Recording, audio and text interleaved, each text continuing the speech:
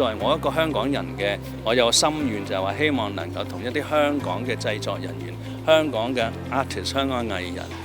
演員可以大家一齊做個融合，做 crossover， 能夠將一啲我哋內地微短劇嘅一啲技術或者經驗帶到去香港，大家一齊去 mix 一齊。咁我咪就喺大灣區揾個地方。咁呢個係我哋希望做嘅嘢咯。所以咪落地南沙。人稱卓子嘅吳佩僑喺上海影視行業深耕23年，隨住中國短劇火爆海內外，佢選擇喺南沙開啟人生新嘗試。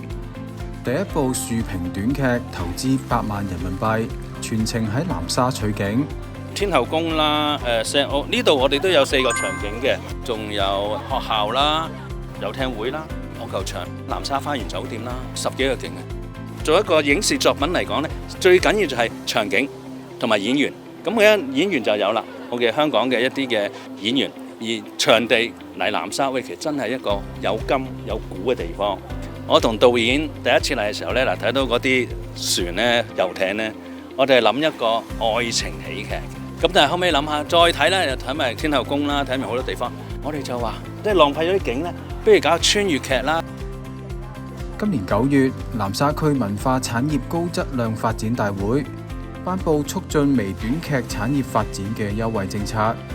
包括微短劇發行上量，最高每部獎勵50萬元人民幣，出海補貼，每家最高獎勵200萬人民幣等。卓子同南沙簽約打造全南沙取景精品短劇，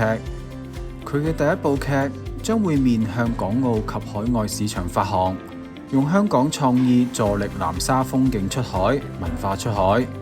因為我覺得呢個地方係非常值得俾人哋見到嘅，我都已經係帶動咗好多人知道有呢個地方，覺得呢個短劇係更加大威力咯。最想就係過嚟大灣區多啲嘗試啦，期待即係真係可以多啲五湖四海嘅劇組可以嚟呢度取景，咁可以即係邀請埋我啦。喺南沙呢度呢，有咁多唔同特色嘅地方去拍呢，其實都係一件好事嚟嘅。我而家已經 move 咗去中山住啦，所以我今朝嚟都係45分鐘車咁就到啦，咁樣方便啦。咁同埋而家大灣區嘅發展，就算係香港演員都好，上嚟基本上係好方便嘅。